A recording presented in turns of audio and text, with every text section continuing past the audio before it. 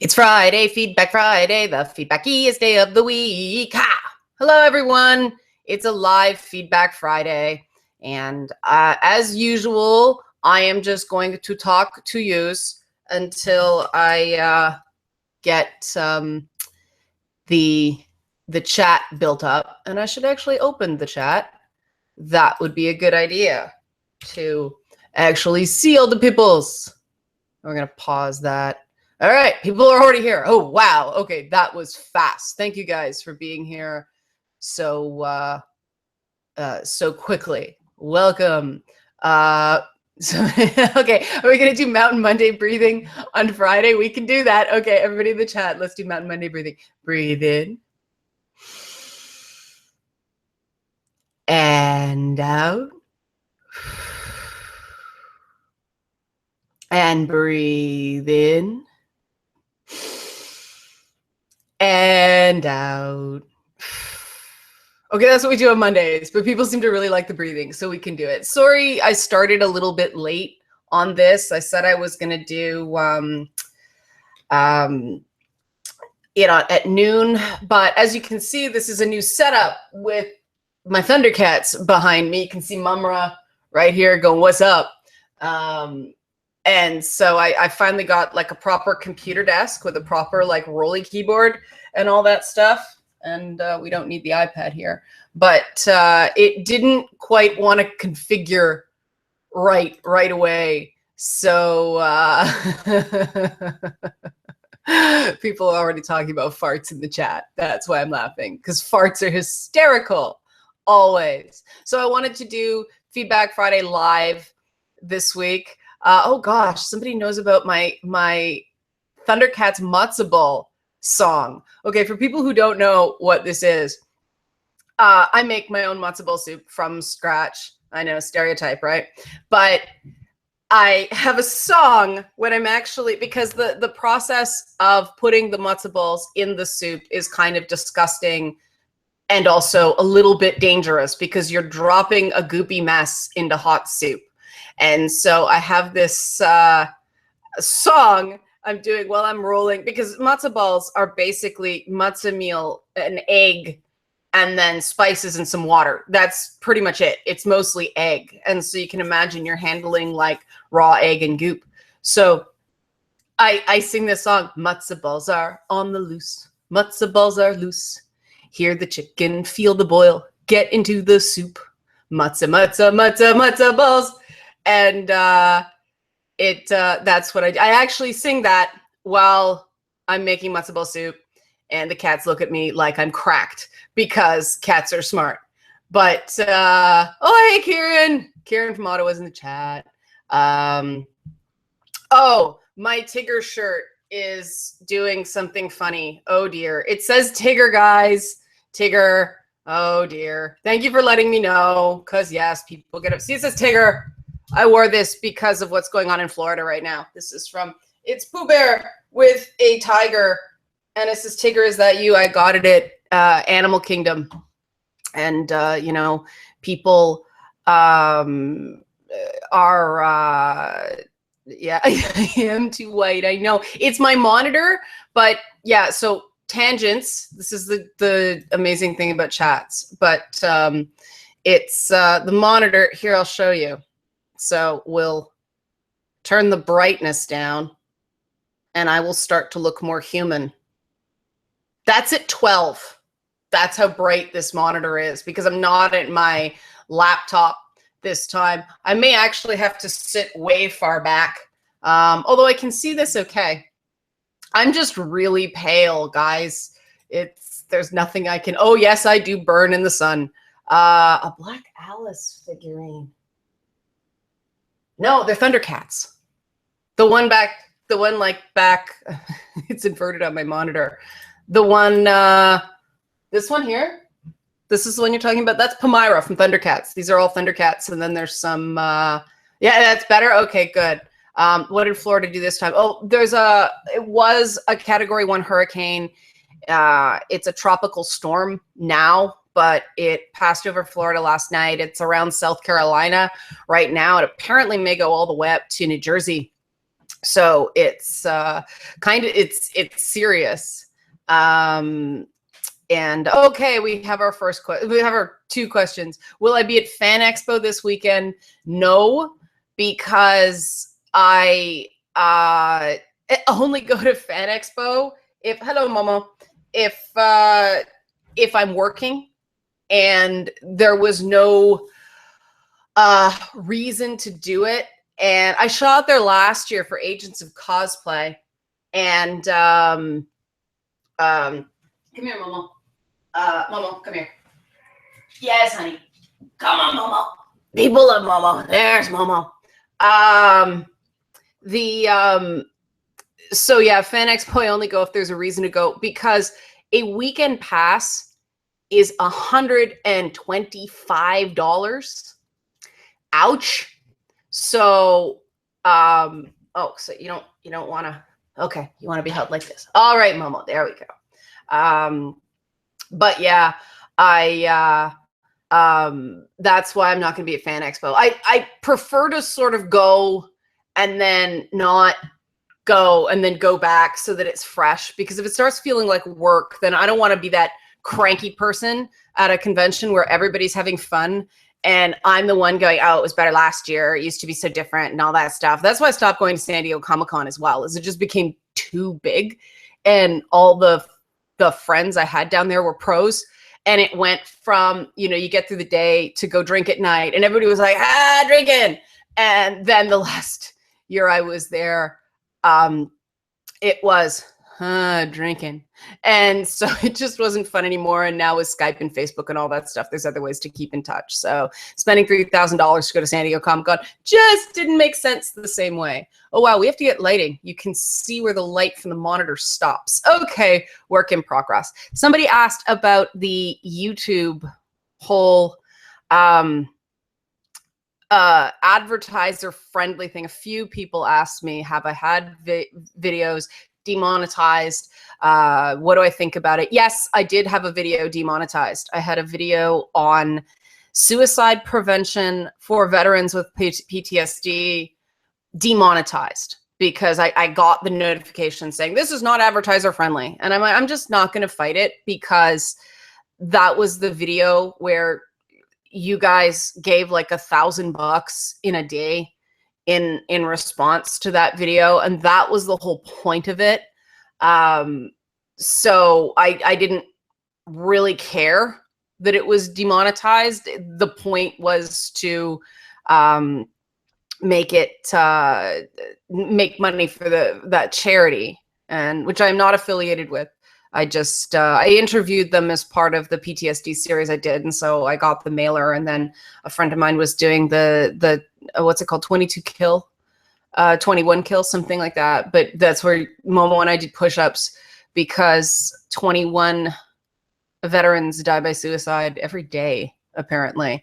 But this has been an issue with suicide prevention efforts, so I was kind of prepared for it, that advertisers do not want to be anywhere around it. When I worked at Much Music, which was a youth music channel, we were not allowed to talk about it in any video that dealt with it. I remember Janie's Got a Gun by Aerosmith was really controversial. And then there were a few other videos where they had to put like this disclaimer on the front of it, because the big thing they're always afraid of, incorrectly but understandably, with suicide prevention, is talking about suicide will encourage a copycat effect.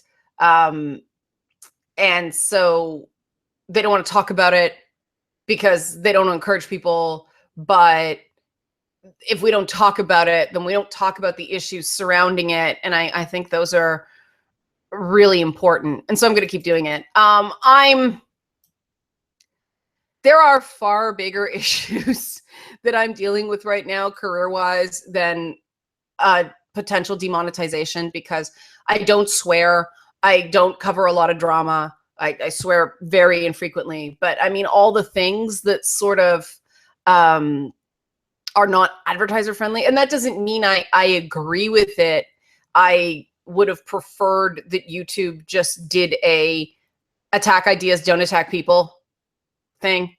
I agree that something does need to be done, just because, I mean, I had situations where people did videos that were just hits on me. And so they used my name to draw videos, to draw clicks to their channel, and they got the revenue for it. And that's not right. It's not productive, but I think this is an overstep, and the very fact that some very popular YouTubers are getting videos flagged indicates that it's an overstep. So we'll see what happens. I'm still holding out that they'll have a change of heart. Hopefully that was a good enough answer. Moving on, because the chat's backing up. An idea for a future YouTube series highlighting specific examples of exceptional, interesting game design. That is something, yeah, I'd like to do. The thing that's slowing me down on anything like that is I haven't quite figured out the secret sauce with gameplay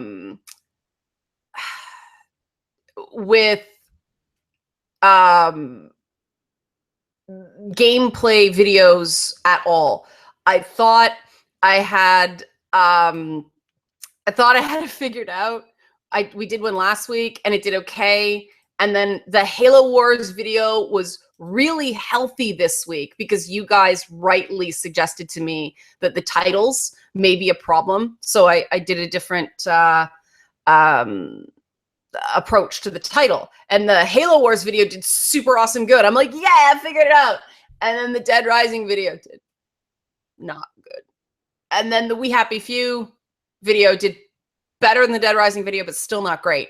So, and there weren't very many comments, which is another reason I'm like, well, I'll just talk to you guys, because there wasn't very much to respond to. It was a bunch of people going, Capcom sucks, I suck, this game sucks, and then some people going, oh, it looks splattery and fun. So still trying to figure it out. But yes, I would like to do more content that is very gameplay specific. The thing about that is it takes time. And so that's going to be a slow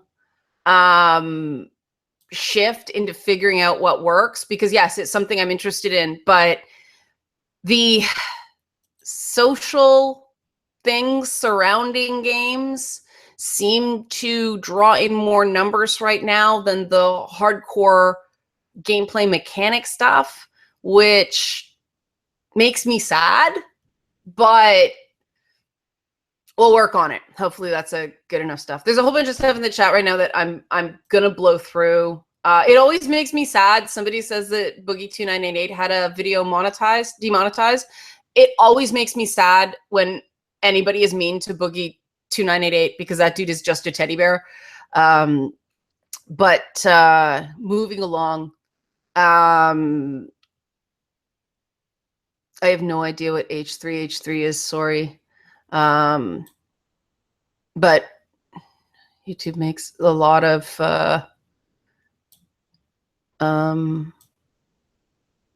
what games have I been playing lately? Okay, that is a good question.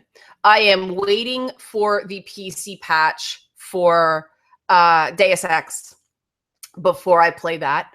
I have been well, I played No Man's Sky, but like everybody else got bored.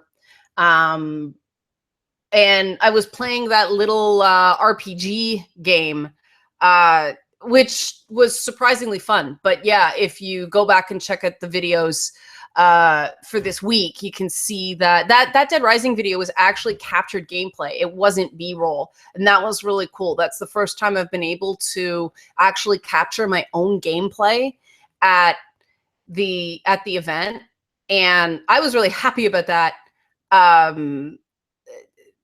Because hey, you can actually see gameplay, not, you know, idealized B-roll.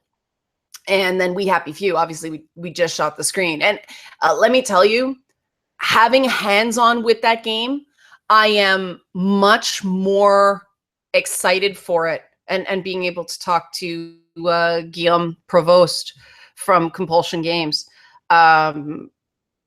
I'm much more excited about that game now. I was a little bit worried that it was going to be how do I put this? Another very pretty hot mess. Because whenever I hear procedural generation, I'm like, I do scream, you know, because procedural generation is a hot button right now. It's a big trendy thing. And man, level designers everywhere must be just tearing their hair out over procedural generation, because some games do very interesting things with it. Shadow Warriors 2 is doing some interesting things with procedural generation. Now, we won't know how the whole thing comes out in a wash for a while, because we're not going to know until the game is out how it all clicks together. But the secret sauce for procedural generation seems to be partial procedural generation. So there are certain things that are controlled and certain things that aren't, and every game addresses that issue in a different way, because otherwise what you get is No Man's Sky, which is this very pretty, very empty universe, because you need that, you know, intelligent design, for lack of a better term, of a level design going in there and making details relevant and making things interesting and making a level have meaning and telling stories through, I mean, those cool little Easter egg things in Skyrim. Like, that was one of the coolest things for Skyrim for me, is the things they actually set up, like the Wheel of Cheese, and then like, I forget what it was, over like bread rolls or something like that, but it was Pac-Man and things like that. Little things like that. A level designer has to do that. And so what made me really interested in We Happy Few is that basically they've created a choke point in the center, so it can't just sprawl ridiculously. There's the, you know, non-drug side and then the drug side, and of the city island. You can tell the guy's ex-Arcane, right? But they have contained it enough, because if you watch the video, one of the things I said, how did you make this just not a mess when it's procedurally generated? And that's why that load screen was so long at the beginning of that gameplay session, because it was generating the map on an Xbox. And he said for the first year, this is the title of the video, for the first year the game just didn't work. So it's a neat story, and they've got characters populating the world that are actually meaningful. And so I think that they're approaching procedural generation in an interesting way, and because it's going through that early access program, it's going to be very transparent. And so I'm really looking forward to it. And I'll move on from there, because that was a long answer. Do I like the Netflix superhero series? I am really looking forward to Luke Cage. My issue with, and I shouldn't say issue, I tend to like secondary characters. I like Foggy in Daredevil. I think Daredevil's a jerk. I think that I don't like gloomy, emo, oh, I must be miserable to protect my friends type protagonists. And Daredevil is that in spades. I thought Punisher was awesome in season 2. I thought Elektra was wonderfully terrifying. Just Daredevil season 2 wasn't about Daredevil. And I'm like, from a structural point of view, like as a writer, I'm like, that bugs me. But there's some good stuff about it. Jessica Jones, the way I felt about Jessica Jones is it would have been a really great 6 to 7 episodes that went far longer. I know it's heresy to say you don't like anything David Tennant did, but Purple Man did not do it for me. There wasn't enough nuance to the way that character was portrayed. And the whole smile more thing just made me want to barf. That's that doing feminism thing that you guys know I love so much. Yeah, but I mean, again, they cast the right people for these parts. And so the series kind of overcome I don't want to say it's weak writing. It's hasty writing. I don't think they actually have enough development time in these shows. That's what I'm seeing, because it is Netflix and it does have less of a budget and they do have constraints just from it not having the financing that cable does. So I'm, like I said, I'm really looking forward to Luke Cage because I love that actor. What's his name? Mike Kotler. I really like him. I've liked him in everything he's been in, even that not so great Halo series. I just think he deserves to have a leading role. And so I'm really looking forward to that.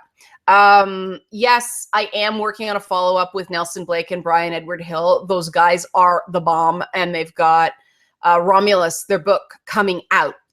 They're actually hyping it up on Twitter already, so please check that out. No, I have not watched the new video. I'm trying to go in my own direction. The new Anita Sarkeesian video. Somebody asked if I watched it. No, I have not watched it. There were previous ones where people specifically asked me to comment. I do not live to dump on everything Anita Sarkeesian does. I'm moving in my own direction. I'm working on my own stuff. I don't like criticizing other people who are doing stuff about games. I prefer to do like my own stuff.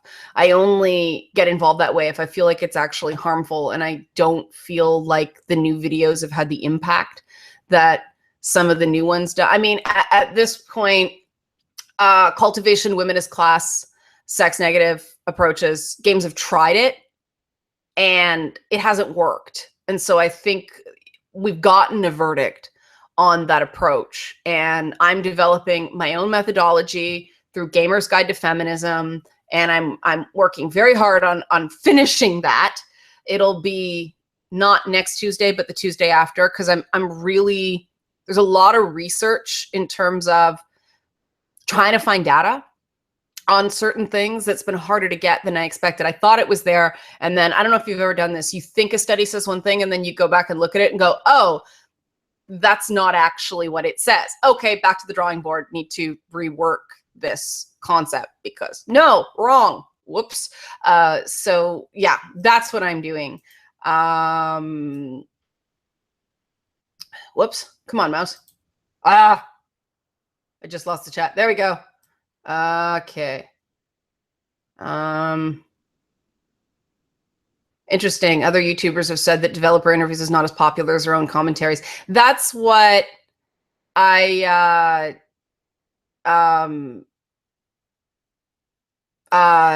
that's what I have determined, that people want, and this is getting into that failure of the games press. Somebody said other YouTubers have said that their developer interviews is not as popular as their own commentaries. And this is a failure of the entire structure of the games press right now. And we've talked about this a lot, but it bears repeating because somebody made a really hard criticism about the type of questions I was asking on the Dead Rising interview, that I was leading the developer too much. And the thing that I wish people understood more about developer interviews is I don't want an interview that how do I put this, is just talking points. There's no point in me just being a conduit of whatever stump speech the publisher wants to give. That's what I was looking to say. But the trick is that it's varying degrees of difficult to knock certain developers off those prepared remarks.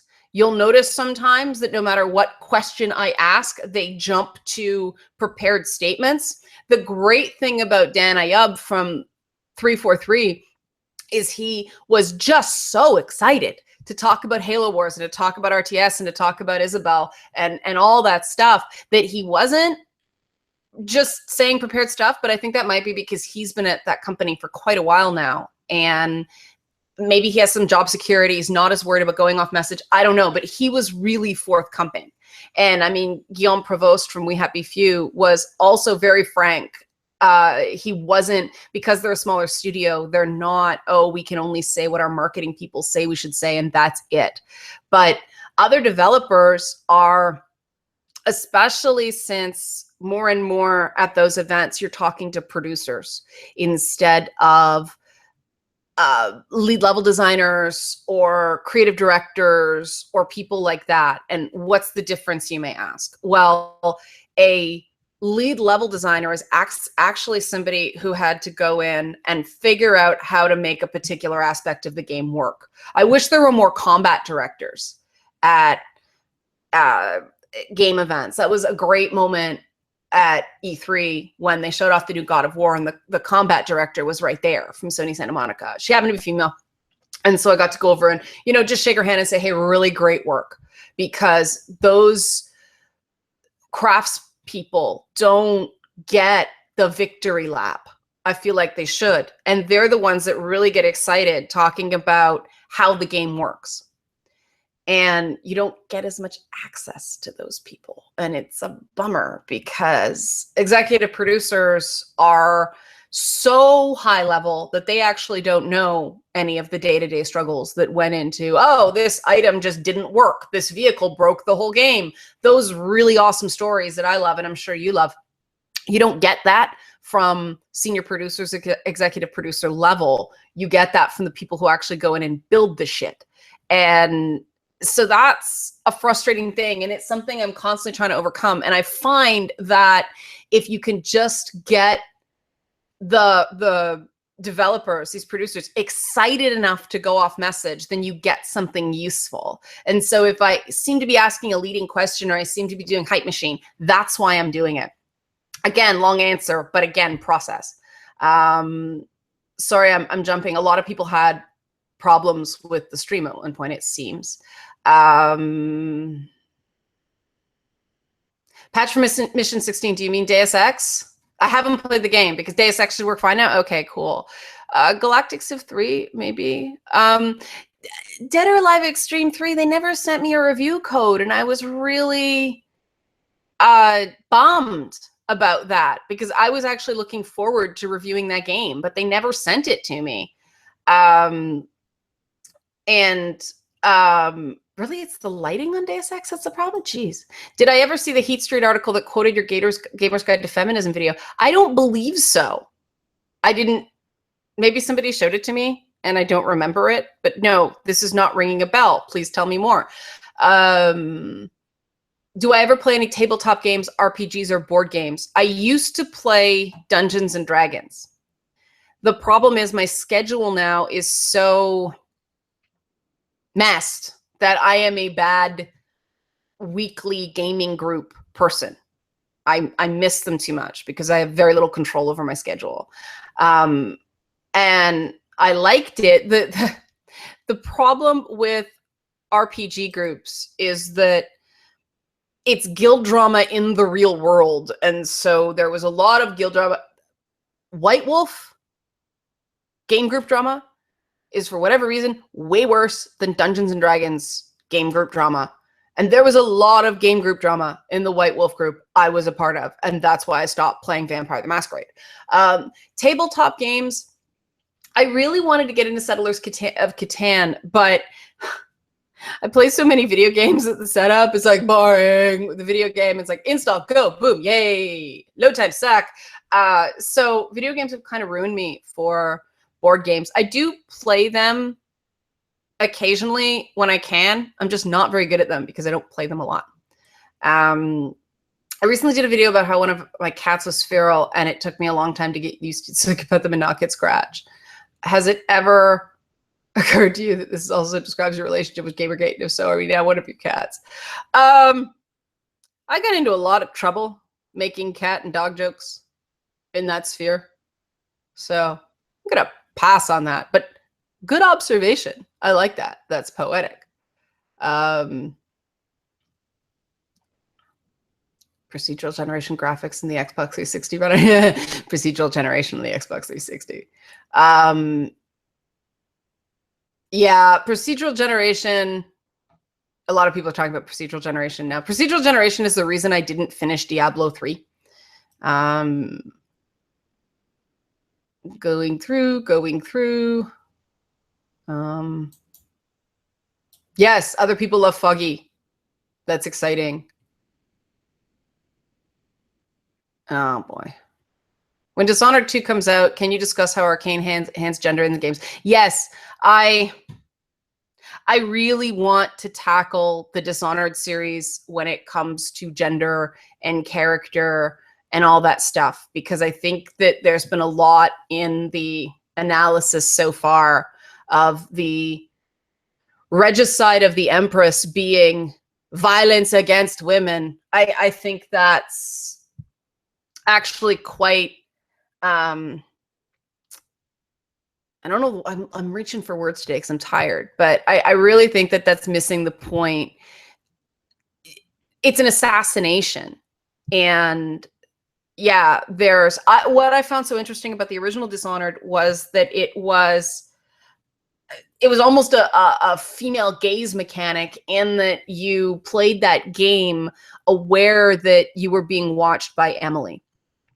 And you know, when you get to the final ending, it hammers the point home more. But and I like games with multiple endings, so I admit that's catnip for me. If I hear there's a multiple ending in a game, I'm more likely to play it.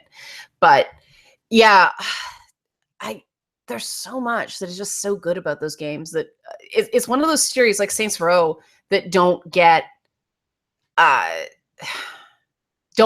credit they deserve for what they do. So yes, I that is on the plan eventually. Daredevil.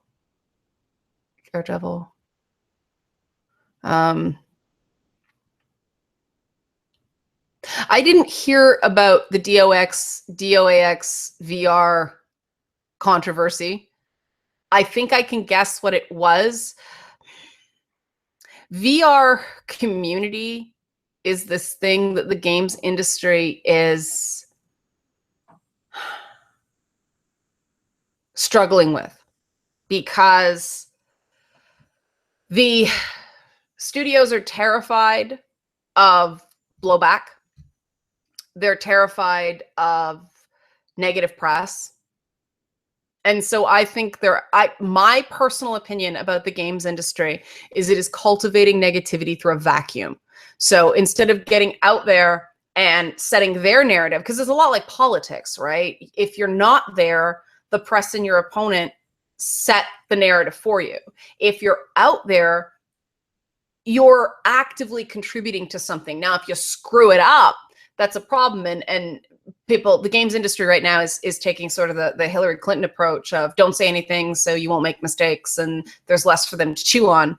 But the problem with that is, as we're seeing with her campaign, they just keep chewing on the same things, and it just pushes a scandal from one news cycle to 6 news cycles.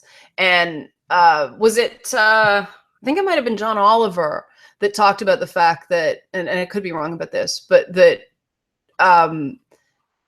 Trump is kind of redefining politics in that he says so many contentious things that it's like a bed of nails. If you step on one nail, ow, you puncture your foot and you need a tetanus shot. But if they're close enough together and there's enough of them, you can step on them and not be harmed. And because Trump has done so much reality TV and understands the media so well, he knows that if you just keep giving them stories, no single one is going to stick as badly as if you just let it go. And I think the games industry does the same thing. They hide away because they're afraid of bad PR. And so they let the critics set the narrative. And this really frustrates me because a lot of these games that get attacked, I've seen them, and yeah, they're not perfect.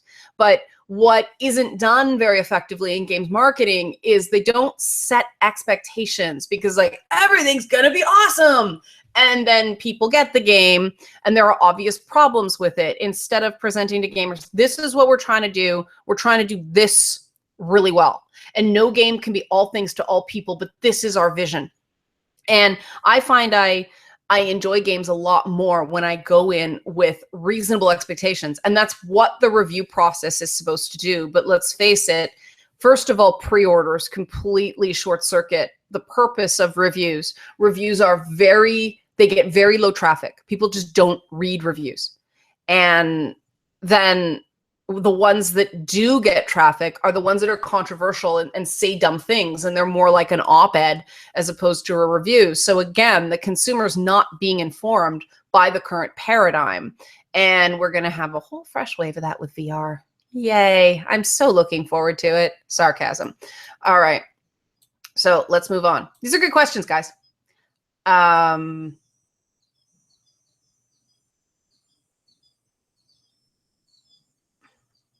Yeah, some person said that they can't use VR because of the nausea. I have major issues with the Oculus Rift. Major. Oh, so seasick. Whoa. I played Project Cars on an Oculus and thought I was going to puke my guts out in the show floor at E3. I was just like walking around like not good. And people were coming out of the Resident Evil VR experience like, oh God, because it was way too movie and shaky. The two best headsets for motion sickness are the HTC Vive, but it's really expensive. And that also depends on how you set it up in your environment. It's the most complicated configuration. But what are they calling it now? PlayStation VR, that sucker, some of those games run at 120 frames per second. And yeah, the resolution is not going to push 4K on a PS4, but they're optimizing frame rate over graphics resolution, and wow, does it make a difference. I have never been seasick on a PS4 VR game. And Farpoint, you move around a lot. Like the first time I played Farpoint, I ended up totally turned around and it still managed to track. It's pretty amazing technology, but PlayStation has really put a lot of effort into not making people want to puke. It's still a very closed off experience, and the way they've opened some of the games like Rigs was really good this way, that they actually gave you a little bit of settle time, because that's the other thing, that you put that headset on and for the first little bit your eyes have to adjust, and because there is still a tiny bit of latency that you have to adapt to. The biggest issue is going to be driving games, because let me tell you, the first time you slam on the brakes in a driving game and your body does not feel it stop, you have it's that horrified feeling that the brakes have just failed, and you're like, ah, and you're like, oh my God, I'm gonna die, because you feel like you're speeding up because you're not slowing down. Might be weird to explain, but that is exactly what it feels like. And then if you wreck, I had the experience, they need a node on the wheel controller, because if you wreck, it actually rips the steering wheel out of your hand, and I ended up driving upside down. And so it was like the y-axis being inverted. I'm like, why am I going the wrong way? Because I couldn't see the wheel. And so there are things they are still working out. The Gears of War 4 Xbox Slim console design, my big concern with all the Xbox Ones is heat distribution. And so I'm going to have to check it out. I do not own the slim design. I own the big fat one where it'll explode if your cat sleeps on it. You have to baby the original Xbox One. I hope they will have fixed some of those issues on the slim, because there are some good games out for Xbox. If you're getting an Xbox One, I highly recommend Sunset Overdrive. That game was really overlooked, and holy crap, it's fun. It's so fun, and it's just nerd love. So, going on. If in doubt, have I seen an interview? No, because I have no time.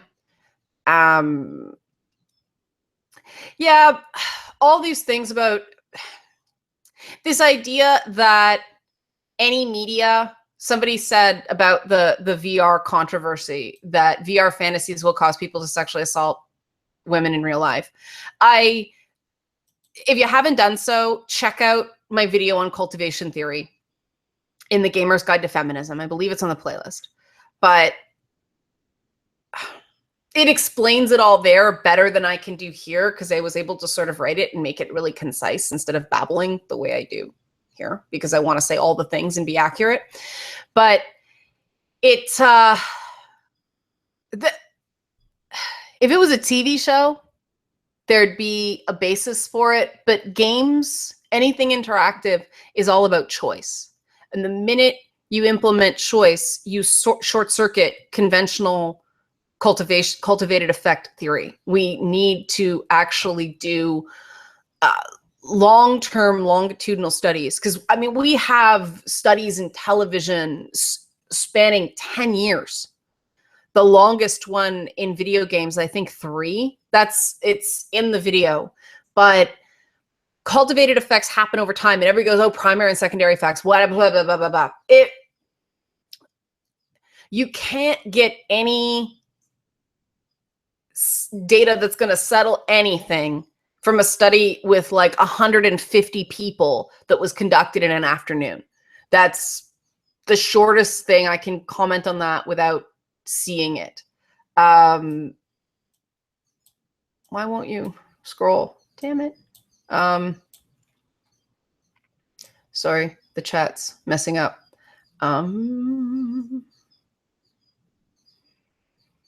Can I hide at your home if Trump wins? You'll have to probably share sleeping space with Momo, but yes. Somebody said Xbox One is more silence and less heat than the PS4. My PS4 sounds like a jet engine. It feels like I'm going to melt when I run Bloodborne. The Xboxes at X16 was puking out a lot of heat. It all depends on the game, and Bloodborne really pushes the PS4. I'm quite happy with my PS4. I have no complaints about it. I'm quite happy with my Xbox One. I just like to be able to store it on its side. I actually had to buy an entire piece of furniture. You can't quite see it, but the credenza over here, see that thing behind the exercise bike? I actually had to buy that for my game consoles for the Xbox One, because the Xbox One can't be stored on its side. And so I had everything on the top on like a table, and Momo likes to sleep in that window. And so I'd come downstairs and my PS4 would be on the floor. But I'm happy to report that the PS4 survived 2 Momo attacks. So that's good. Yay, stress testing.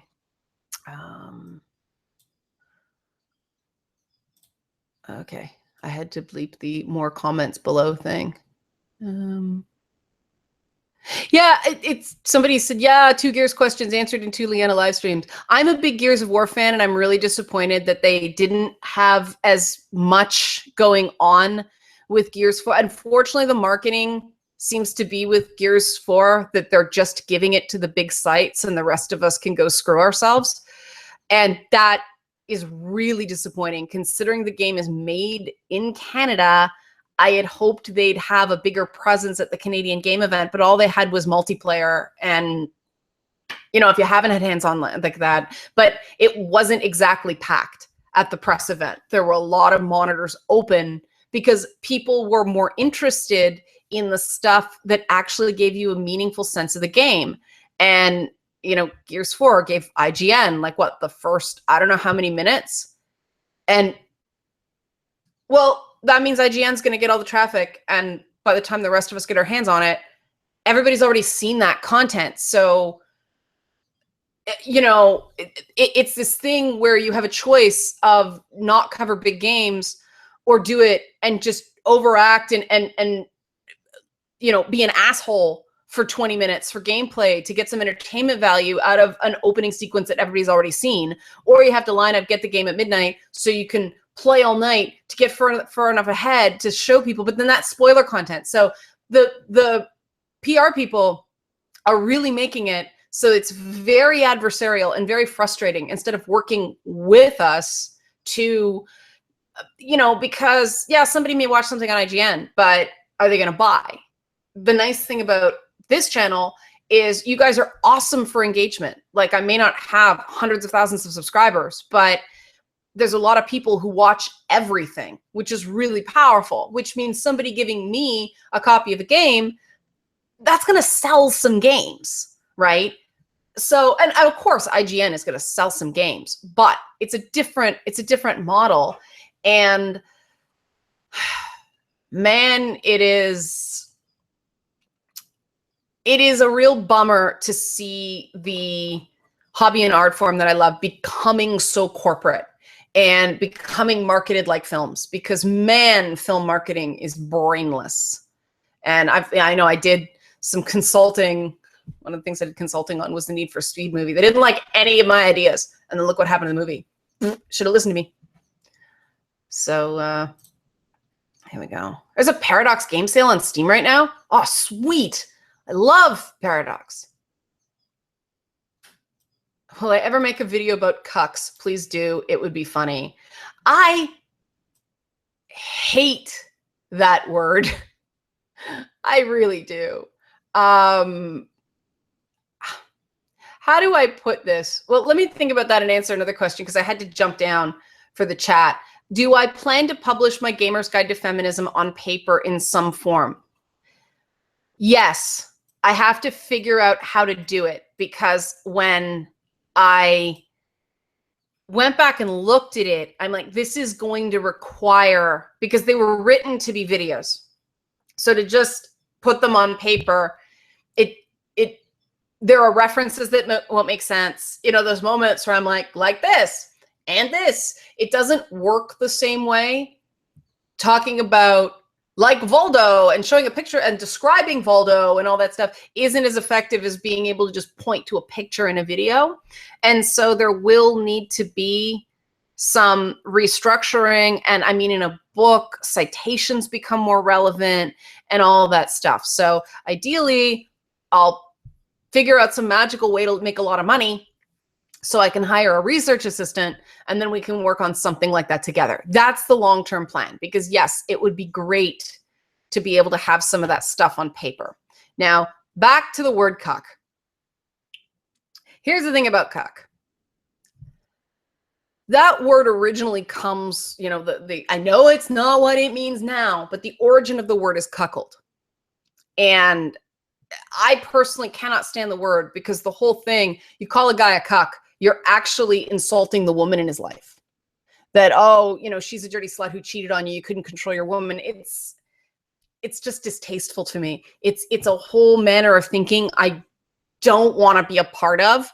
And so I tend to just avoid all that stuff. I think when you start using words like that, it's fine if you're just joking around with your friends or you're just shit posting on some message board. But when you're trying to do anything remotely to persuade, you start using words like that, and you lose a huge portion of your audience. And so I just don't like giving words like that any time or any oxygen, because I don't know how to do it without lowering myself to that level. And as much as I like to have fun, and as much as I like to joke around, and as much as I like to hit the dank memes and all that stuff, people watch everything I do. And they archive everything I do. And I don't want an instance where a tweet I say out of context, you know, there've been times I'm just joking around and somebody says, you may want to delete that because out of context, it would look really bad.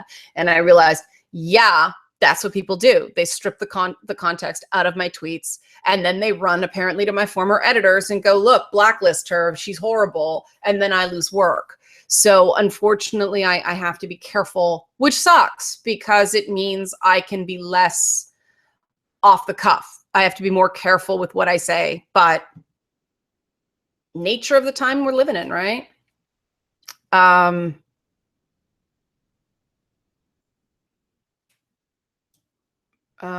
Gamer's Guide as a comic is a really good idea. These are King's Quest games. Is it worth supporting the Paradox Humble Bundle just to get them, or are there other games worthwhile? King's Quest on Paradox? I'm not sure how those work. My favorite Paradox game is, I I always forget the name of it now. The one where you play as like wizards. There's these little the goblin archers are the best part. It's like best archers in the world, and I like to click on them just to hear them go best archers in the world because it was such a good VO. I don't remember the name of it. It was like Civ 4. Well, I've talked about it before, but I love those little odd paradox RTSs. I really like those. Oh, moving on, rambling. What exactly do I mean by written to be videos? Not everybody does this, but I write to Medium because I've done so many different kinds of work. I've done, you don't just write to audience, you write to Medium. So you write a game like a game, a comic like a comic, a novel like a novel, a short story like a short story, and a video like a video. And the number one rule of writing for a visual medium is show, don't tell. And so in writing, you would do this description, and that's part of the reason that academic stuff tends to be so boring. You'll see certain videos that do this. They explain the whole setting of the game like it's an academic paper. No, just show them the clip. Go to the clip. Don't explain it. Don't explain Princess Peach's role in Mario. Go, here she is. You can do it in a couple of images. And a picture's worth 1,000 words. Now, obviously, when you go to put that in book form, you lose all the relevance because you don't have that brief video clip. So that's what I mean by that. Going on. Should do a stream of 4-player Magica one day. Yeah, that would be cool. City Skylines has been replaced by Anno for me. I don't know why. I just like being able to go. And yeah, a Gamer's Guide to Feminism graphic novel illustrated by Frank Cho would be freaking amazing. I love Frank. I love his art.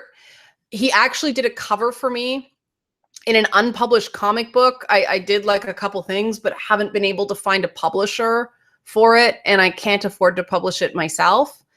And then the artist died, but he did a gorgeous cover for this series. Oh my God. Every so often I just look at it and go, why can't the world see this? But Frank is the best. I love him to death. And there are certain people in comics I just wish people could get to know as people because they're really misunderstood. Like the reasons for the work they do are so misunderstood that you can't convince some people that he's just having fun instead of being hateful or anything like that. It hurts my soul to see people like that get misconstrued, because I know them and I know their motivations, and I know it's not what people claim it is. And so it makes me sad. Moving on, that was too long. Have I ever, oh wait, sorry, the chat keeps bumping down. So I apologize if I've missed some stuff. Sierra, okay. Sierra instead of Paradox, King's Quest Collection is part of it. If the Sierra collection has the Quest for Glory games as well, and some of the like Police Quest and what was the name of that one? Phantasmagoria or something like that. The one with a lot of video integrated into it. And Gabriel Knight, is that the name of it? The one that Jane Jensen did after she did King's Quest 6. The amazing thing about the Sierra catalog is they created a gaming language for adventure games. And people tend to start their analysis of games with Nintendo. Occasionally they will back up to the Atari. You will get arcade stuff.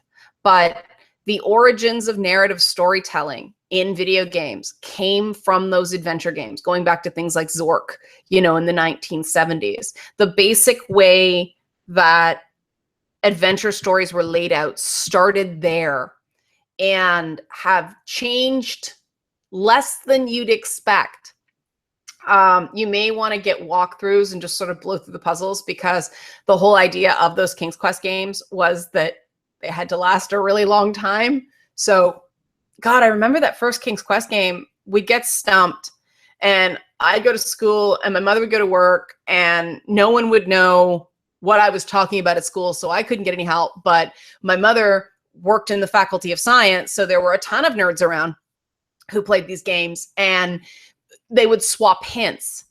And, you know, that was part of it, that whole community thing, the water cooler conversation around these games, like, oh, that's how you did it. Now the internet does that for us. So games, puzzle-based games, have to find other ways to create more content, but they really are gems of gaming history. And it really shows that all ages games can be interesting and insightful and cool. And, you know, it was a much more innocent time. There are moments in King's Quest 6 now that I'm like, oh dear. You know, the depiction of kind of Middle Eastern cultures, like, oh dear, could never be made today. But it was, the approach to those games was basically not based on real Middle Eastern culture. It was the movies about that part of the world that they were drawing from. So, you know, Hollywood schlock. But now they'd be ripped apart. It was so, for the technology of the time and the space constraints and the small number of people making those games are just magic to me. And you have to remember that those were the games that survived when the so-called video game crash happened in '83. The computer game market, the PC game market, didn't crash. It just continued. It was the consoles that got into trouble. And so this idea that video games in decline, not on computer, not those adventure games. They thrived right into the 90s. And the other funny thing about talking about, you know, Atari shock or the video game crash was that it lasted all of 2 years before Nintendo put everything back on the map.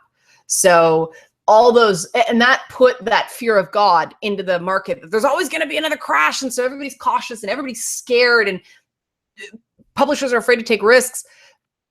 It was temporary. And yeah, some companies went out of business, but we've lost companies. Companies have amalgamated and gone under and been purchased.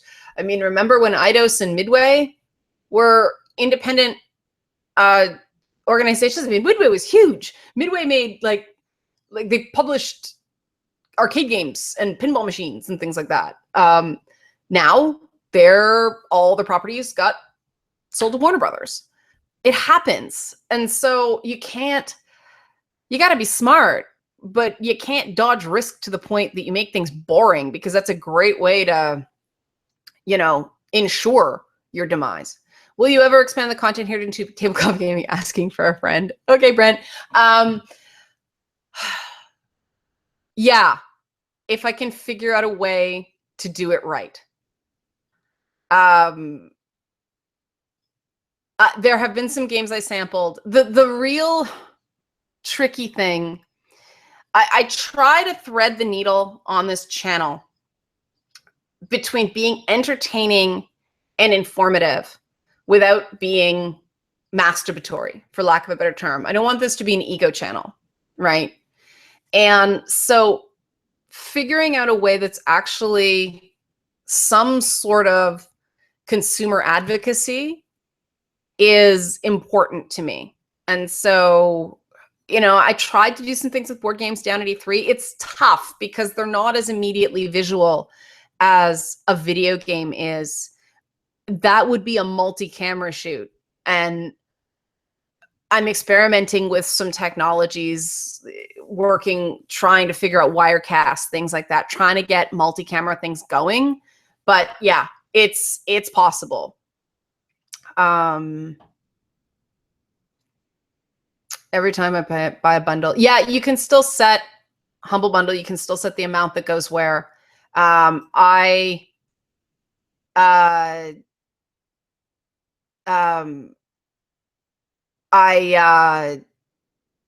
tend to just do the default because I'm kind of torn because, well, people are still talking about Cuck. Wow. Jeez. The thing that's funny about Cuck is in my family, Cuck is what you say to a little kid when you ask them if they want to poop. Do you want to go Cuck? So when the word changed meaning, it's very confusing. Sorry, I'm just looking for questions here. Oh yeah, the thing about the bundle going to charity. I'm of two minds about that because I am a real believer in developers deserve to make money if they convince you to buy their product.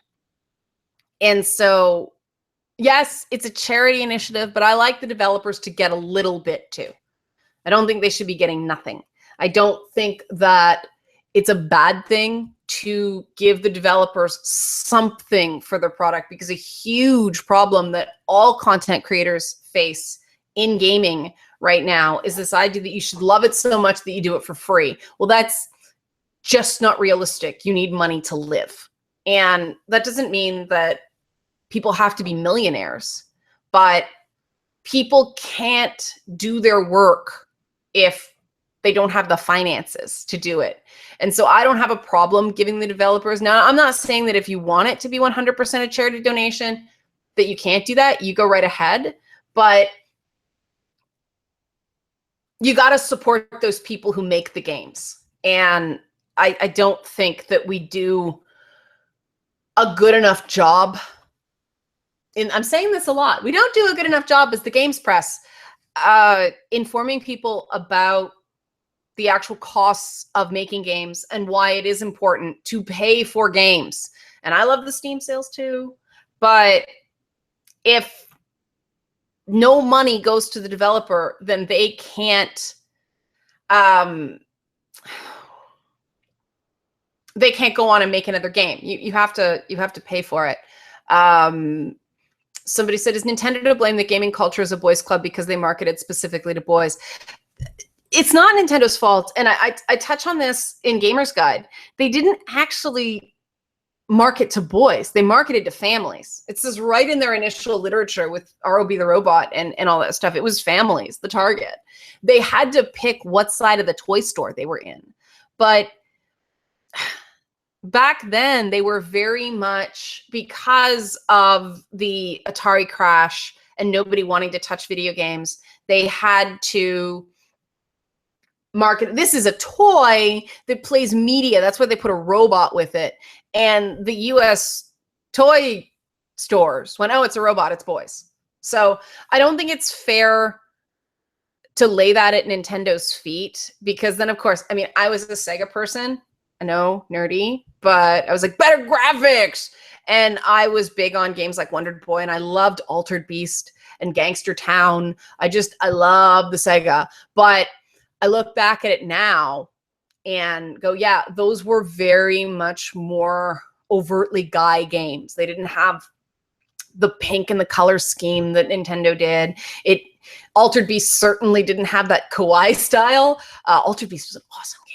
Oh man, like when you're a kid, the idea that, oh, I turn into a werewolf and I turn into a dragon and I turn into this weird tiger guy, that was the least cool part. But Altered Beast was freaking badass. It was like this Greek dude who turned into these, you captured these orbs and you turned into these different, it was amazing. Sweet game. And I digress, but that's because I love these games.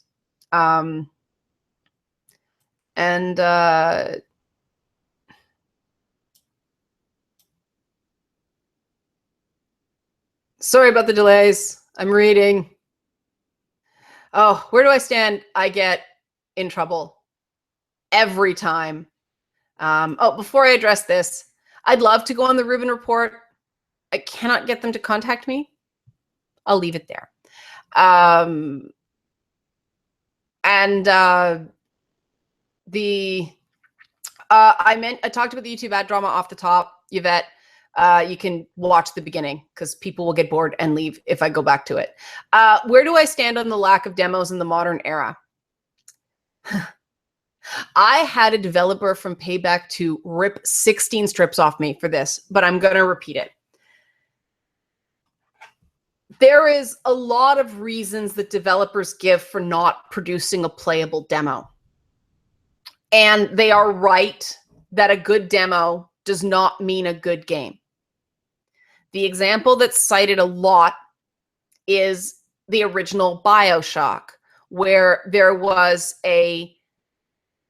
that original level with the plastic surgery doctor was far more meticulously designed than some of the stuff that came later. But what demos do, and a lot of people disagree, especially designers disagree with me, developers disagree with me.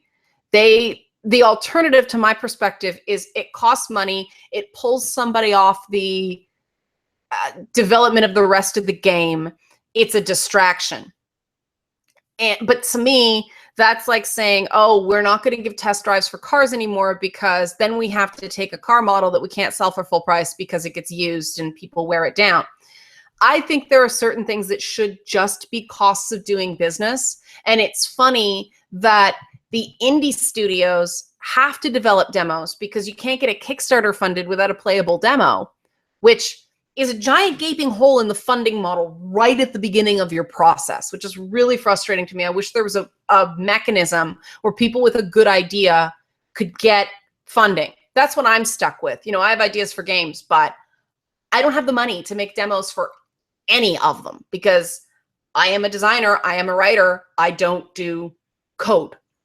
So I'm speaking from personal frustration here. That being said, what a demo does for somebody like me who is trying to do my best to inform you guys of what games I think are worth watching and what games are a nice idea, but I'm not terribly excited, is that it gives you a sense of how the game plays as a game.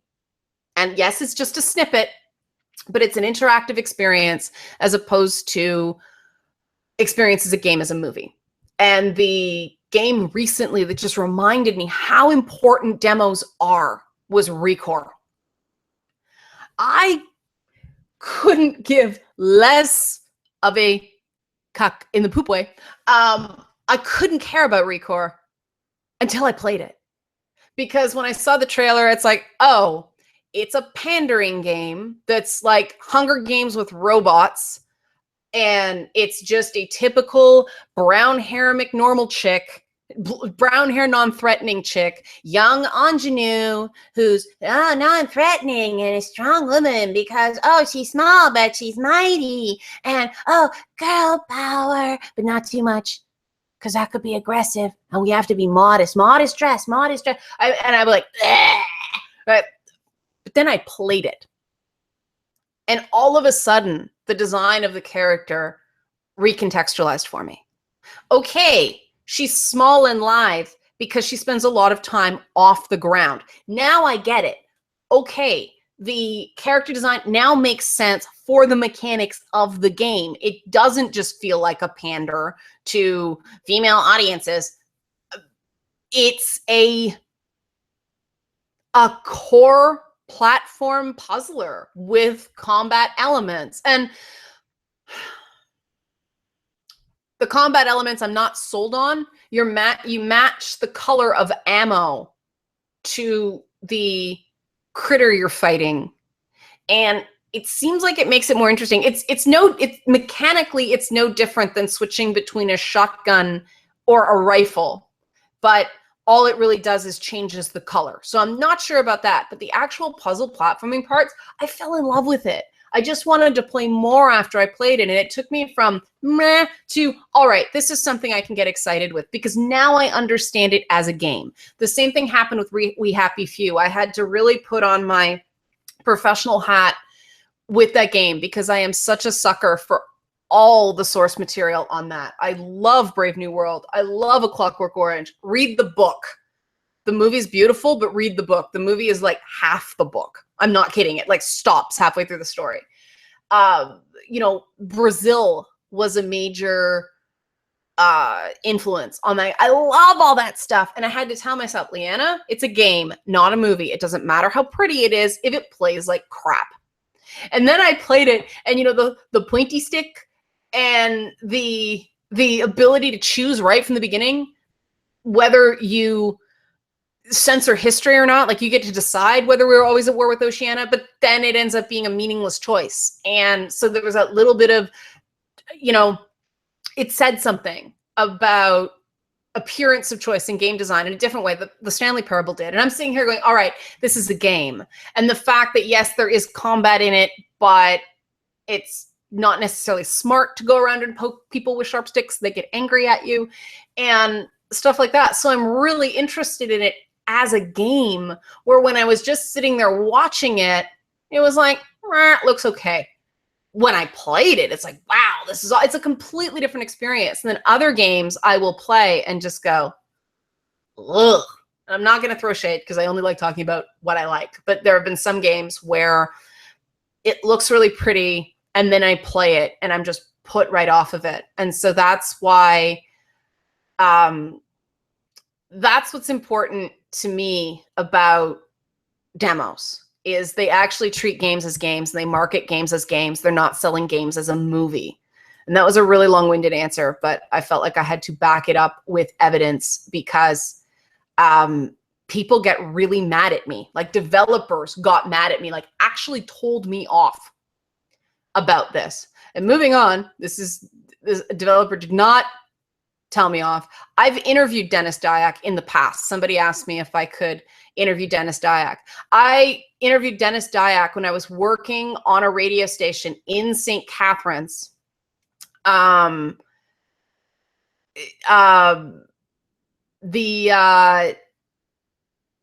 He's a cool guy, and I know that sorry, this person has asked a question a couple times. I have not read The Name of the Wind. I'm not ignoring you. I apologize. I just didn't understand what you were asking me the first time. It was flying by. But I mean, Eternal Darkness is like, there's two games to play on the GameCube, right? Eternal Darkness and GoldenEye was on the GameCube, right? Oh, don't be sorry. My bad.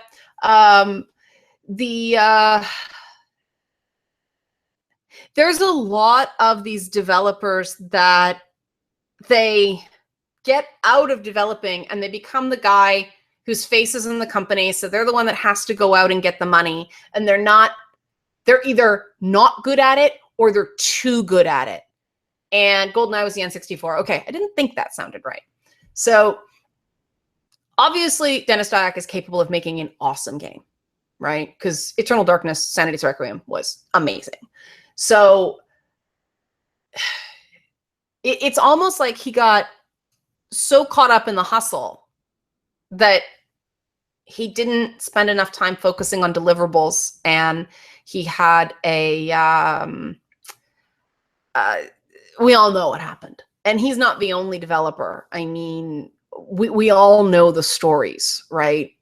When you get these auteur game devs, who they are geniuses. Whoops, that didn't work so well. Geniuses, right? Somebody mentioned in chat a team effort. And yeah, games are very much a team effort. And when you get these auteur game designers, that sort of disrupts the team effect in video game design. And it doesn't, I don't think it's good for a game when somebody becomes the big face of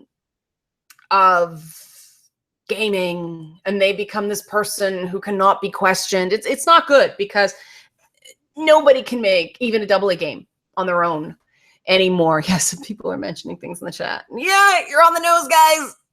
Can't repeat it. High road, but yeah. Yeah. The problem with career arcs in the press side of gaming, there is no upward mobility. In the development side, you get promoted out of actually making the game. And you end up seeing people promoted out of roles they are very good at, because in order to justify them making more money, you need to move them up the chain, but they're no longer doing what they're good at. They're doing something that they're supposed to do because that's what their title says. And so you get a lot of people in jobs they're really not suited for. Every time I see a developer who is just clearly very introverted having to do one of these demos, they're like, yeah, so it's like Richard in Silicon Valley. Yeah, so we have this game and I think it's really good and I'm going to show it to you today. And I'm like, oh, puppy, you are so nervous and I love you, but couldn't someone else do this? You seem like you're dying doing this. You seem like you hate every minute. But that's why I love the show Silicon Valley, because that show is truth wrapped in laughs. My husband is a marvel that is marveling that I'm like, that really happened. And that was that. And that was that. And people in the chat are talking about my bra size. It not respectfully, but they're talking about my bra size and I'm laughing. So somebody asked me, moving on, make sure I didn't miss anything. There's a lot of questions where the answer is just, I really don't know. Somebody said, what do you think of the Legacy of Kain series? Or like see it rebooted, remastered. I don't like reboots just as a rule. I don't like them in comics. I don't like them in shows. Remastering can work, but I would prefer if they think the property is worthwhile, almost like what Ken Levine did, where the spiritual sequels is what I'm looking for. I like spiritual sequels because, I mean, BioShock was a spiritual sequel to System Shock 2. And it's the exact same structure, which is kind of funny in a kind of disappointing way.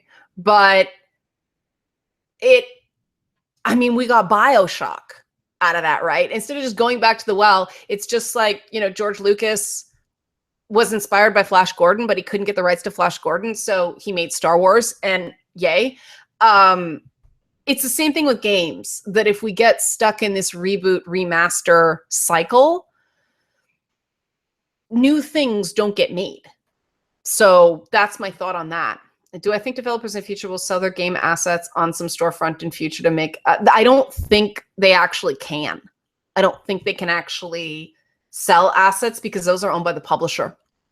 So developers can't, unless they're independent.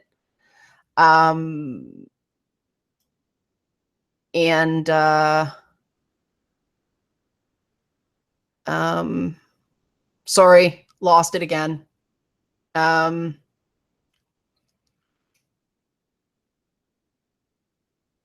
Oh, this is an interesting question. Would I talk to Dave Rubin about Gamergate, or do I not want to talk about that anymore? Are we still talking about that? I mean, how do I put this?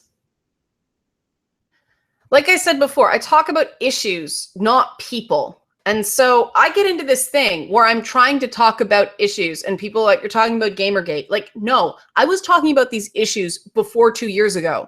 I'm on record if anybody wants to go check. And it's really frustrating to me that it kind of got mushed into this big controversy where there are a lot of valid discussions that need to happen. But all people want to do is talk about the scandal. All people want to do is, flame individuals. And why? Like, who cares what another person on the internet thinks? Who cares if, I don't like videos where people just go, ha ha ha, isn't that person stupid? I'm going to be mean and say she's not that hot and crappy and then try to talk to her on Twitter like she doesn't know what I did. Yeah, that was a chapter of my real life. I can't stand that stuff, because if you're a creator, it's an empathy thing, right? Like, even if someone is flawed, because everyone is flawed, everyone makes mistakes, everyone screws up. And when you're in this sort of business, you make all your screw ups in public. Everybody sees them. And so a lot of creators, myself included, have an intense sensitivity to people who make money throwing shade on other people. It is totally fair to criticize a portion of a work or say you didn't like this product. But when you get into this judging someone by a media spin on them, having it done to me, literally the devil, remember? That just makes me really uncomfortable. And I think there are a lot more productive ways to tackle the very important issues that didn't get dealt with because everybody was focused on the scandal and who was being harassed or not harassed that week, that everybody's afraid to talk about these things. And I don't think we should be afraid. And I say this as somebody who does work through a lot of fear. I mean, the reason I don't promote these live Feedback Fridays more in advance is I don't want trolls in the chat. And so, yeah, I get fewer viewers when I'm here, but you guys are all real viewers. And so, not to call anybody out, but I see somebody with a Peppy the Frog in chat.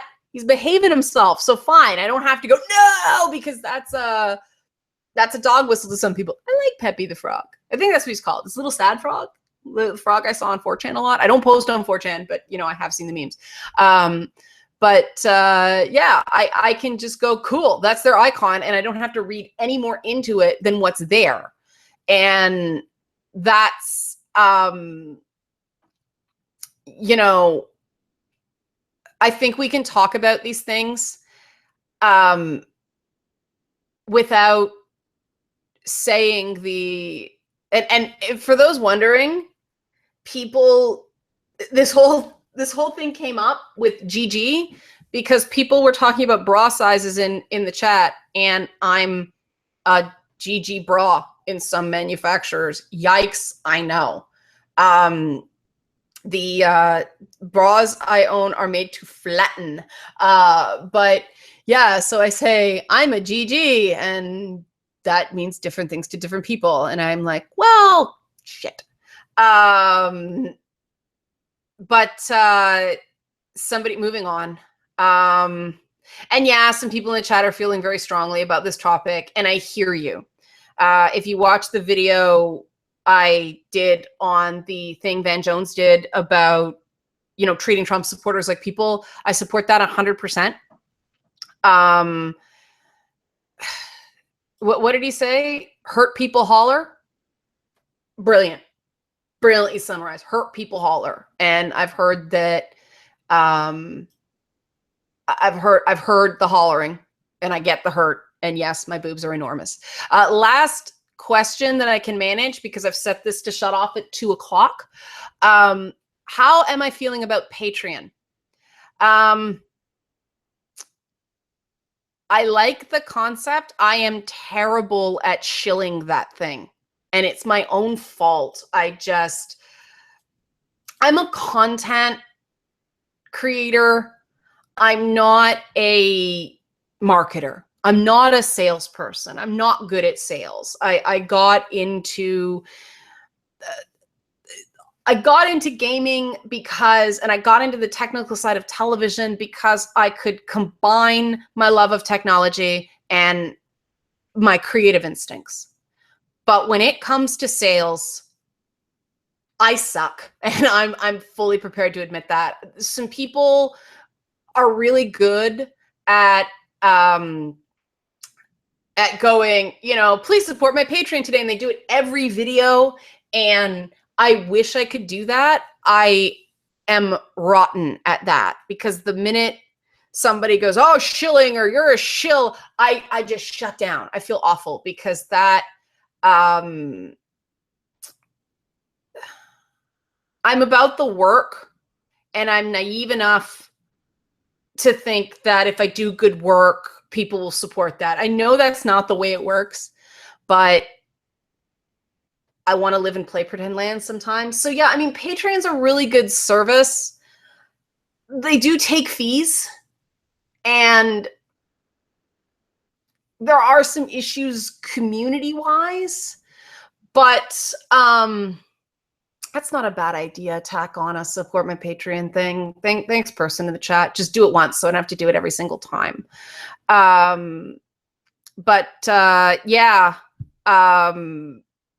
that's sort of how I feel about it.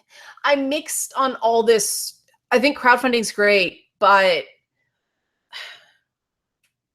it's just tough having to take little bits of money out of the same people over and over and over again. But that's the nature of internet stuff. And that's why I kind of, when I talked about, no, you have to buy games. You have to buy games because creators need to make money. Because I'm like, yeah, people like my content, and I don't want to put it behind a paywall, because there are some people who don't watch from North America or the West, and so they don't have the purchasing power to drop, you know, $8 a month on or whatever. And I understand that. I want it to be open to them as well. But I wish the people who did, you know, who could contribute, did contribute, but everybody feels that way, right? Which is why I don't,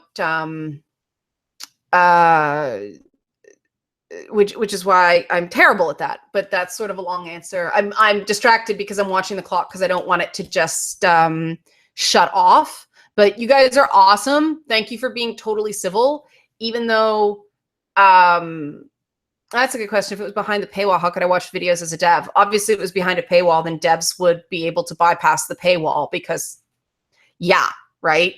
But I don't want to go paywall. I'd much prefer to have sort of voluntary donations. And again, working on it, stumbling through, not a good salesperson, not a good, yes. Okay, we're going to close this by everybody in the chat.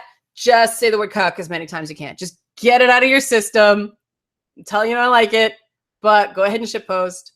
I'm all good with it. Ready? 3, 2, 1, go. I'm waiting for it. Oh, somebody, there we go. Here comes the cucks. There we go. And everybody's like, do I get freckles? Yeah, I get a ton of freckles. Okay, this is funny. Right now, the chat, for people who can't see it, is just a bunch of people spamming cuck in different ways. Okay, this is fun. Thanks, guys, so much. Yes, I do get freckles. Freckles everywhere. I'm so mature. Yes, Canuck instead of cuck. Well played.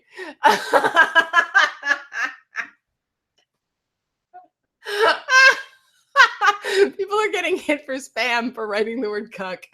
That's hilarious. All right, guys, take it easy. Have a good weekend.